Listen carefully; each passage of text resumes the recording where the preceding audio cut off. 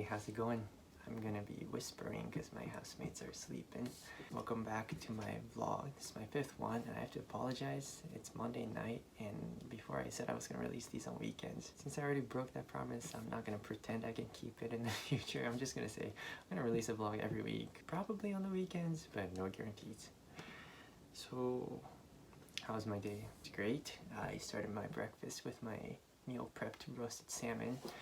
It's actually one of my go-to meal preps because it's super easy. I just buy the salmon fillet from Sam's Club and toss on some vegetables. I like to put onions, bell peppers, mushrooms, put some salt and pepper on it, throw it in the oven, and that's it. If I have avocados, I like to put them on like I did today and drizzle some soy sauce over, and it's one of my favorite breakfasts. After that, I went to our cardiology class. This is our second half. We just took our midterm last Friday. I'm going to talk a little more about that later. And in the afternoon, I had my second session of ultrasounding. And this time we actually ultrasound real patients. So we were split into 2 groups. And for each patient, we were given the task of diagnosing what their heart condition was without taking any history. So purely based on our physical exam, which includes using our stethoscope and listening, feeling with our hands, and then using the ultrasound at the end. And it was pretty cool. One of the patients had a mitral regurgitation. Heart in a nutshell, heart has 4 chambers, and at the exit is a valve that closes and opens to let blood flow in rhythm. And a mitral regurgitation is basically one of the valves on the left side doesn't close properly, so whenever the heart contracts, you, instead of hearing like you can hear and this one, he had a very clear regurgitation around here. The other patient had an ejection click, which is another valve problem, which is a valve around here, the aortic valve, and that happens sometimes because, like in this patient, he had 2 cusps on the valve instead of 3 like most people, and that causes some sounds when it opens the way it does. So that was cool, very fun, very practical skills. After that, I came back. I was super tired, so I took a nap, and then I woke up to my housemates going out for volleyball, so I joined them, played volleyball with them and our Humong friends that we play volleyball with often together. Such a nice, fun community.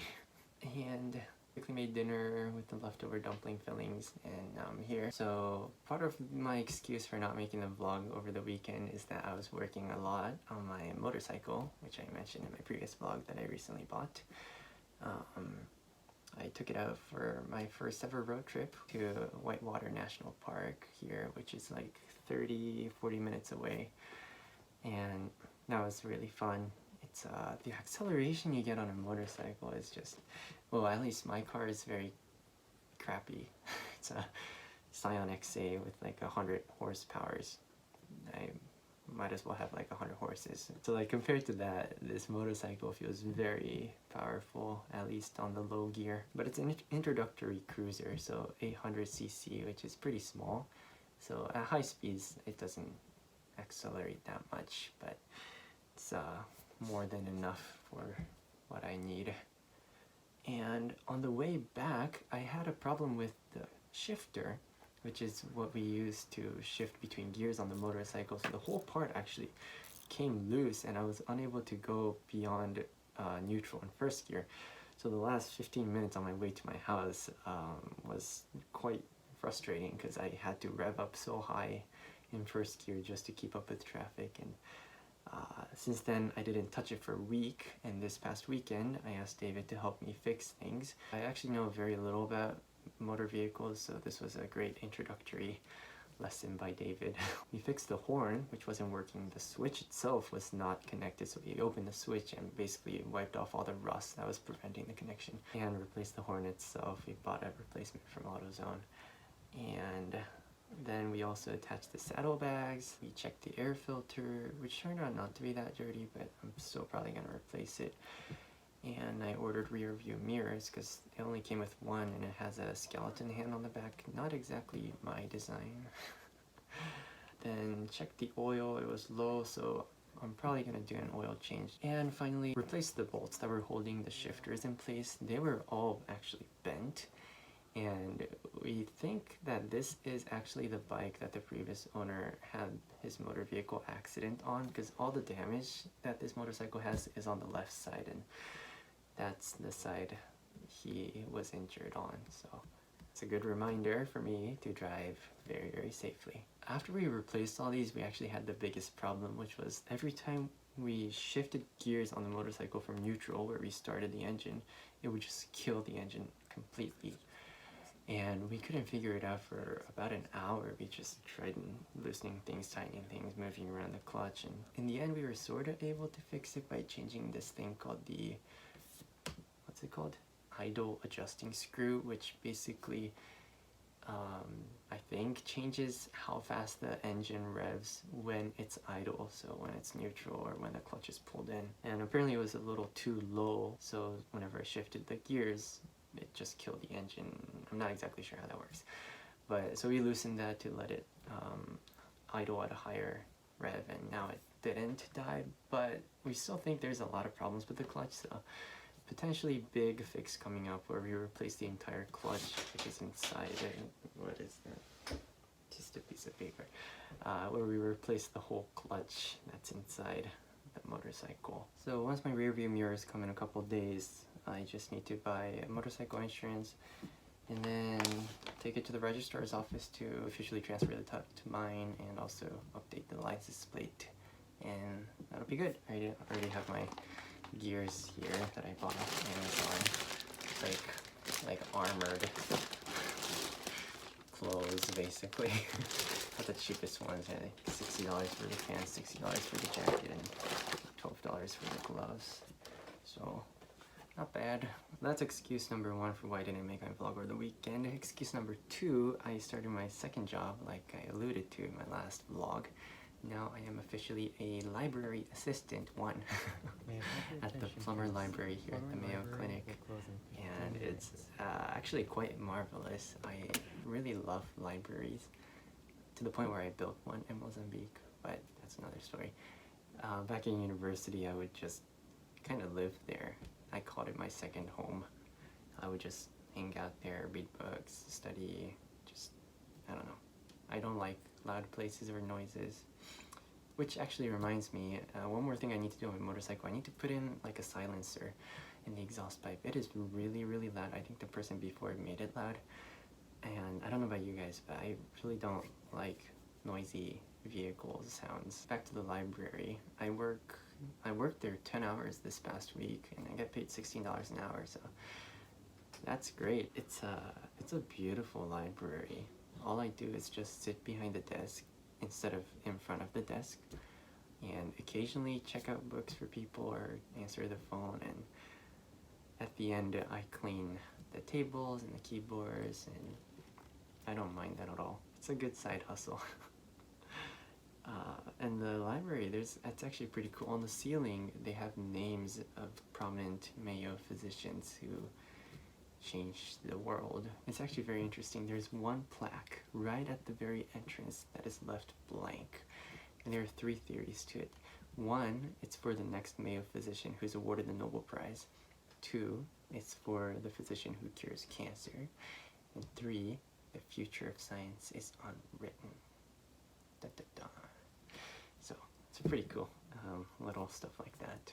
And I actually, because I was performing so well sitting there at the desk, I was offered another gig as a backup library assistant at the Mitchell Student Library, which is where I spend probably more time studying than at Plumber Library. So I have my first shift coming up in 2 weeks there as well. So more money and more library. Win-win. And I briefly mentioned that we took our midterm for our cardiology block last Friday, so that was our 3-week point, and we have 3 weeks left. And that was a very well made exam. All the problems I thought were very fair and challenging as well.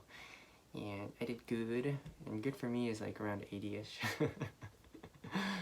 Pass is 70, so 80 is like my target for here. I never really cared about a score as much, but it's good to have a target, so I know if I'm studying enough or not enough. And I'm a chronic crammer as far long as I can remember, which is like back in first grade when I was cramming 20 characters for my Saturday Japanese school writing test.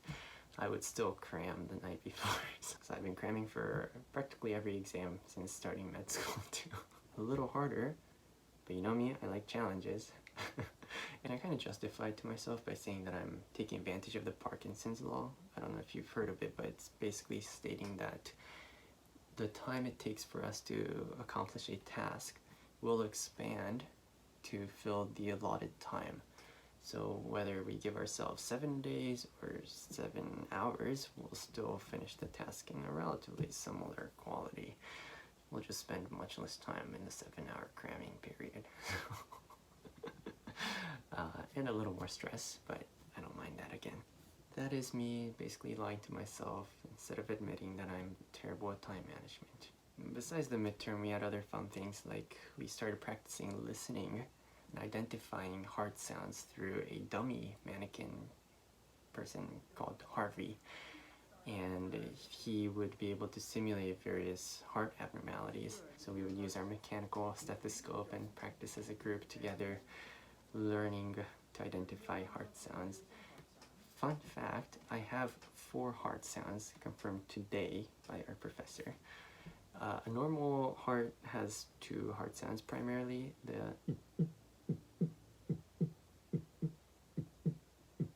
So this is the S1 and S2. I have something called a split S1. Instead of bum bum bum bum, I have brum bum brum bum brum bum.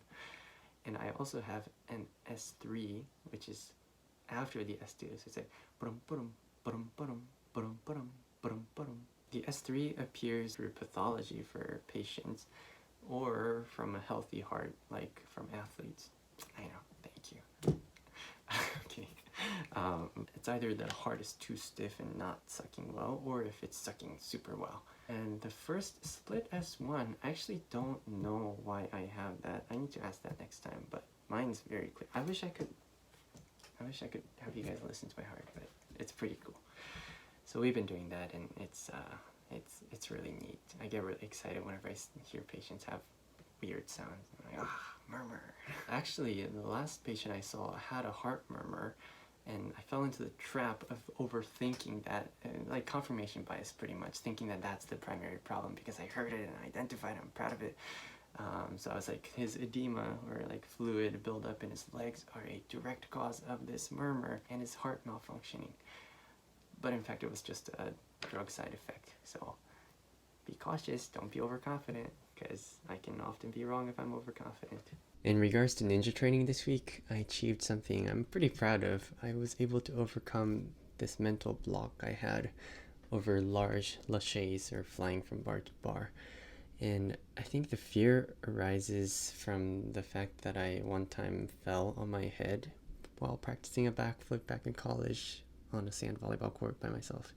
And that was very scary because I thought I broke something. So ever since, every time I get close to being upside down in air, I get really scared and my muscles just tense up and I don't let go of the bar properly. But this past Saturday was the first time I was able to really take 2 full swings and still let go of the bar properly without going backwards. And I'm very, very happy with that. For anyone having similar problems, for me, what worked was just really focusing on one thing, which is relaxing my lower body on the way down from the backswing. And that really allowed me to fling my legs all the way and let my upper body tilt forward naturally. So now that I've overcame that first step, I can really try to get big backswings and go for real distance. And I'm thinking of hitting up a gymnastics gym next Saturday to practice that, so maybe you'll see that in my next vlog.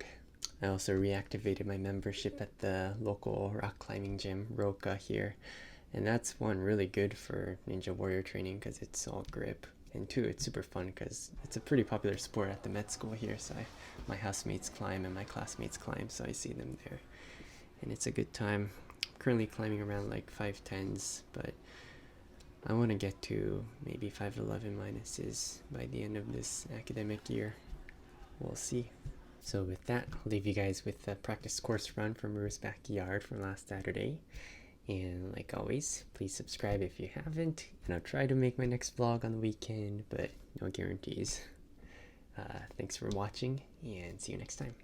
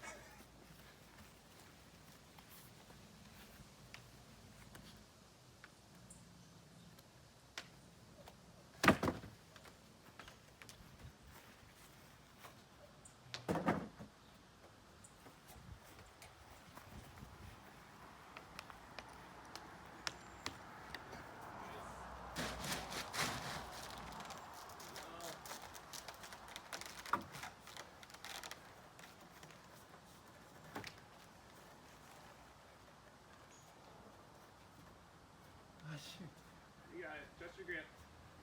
There you go.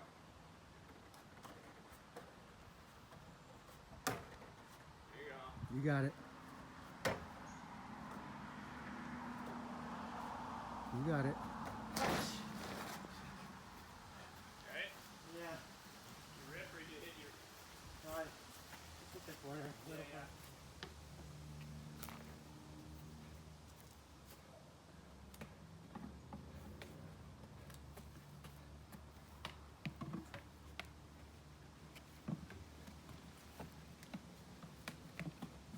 Nice dots. Nice. There you go. Woo.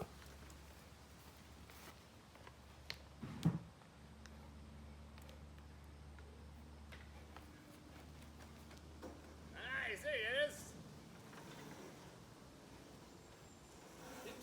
Nice. Got it. Go.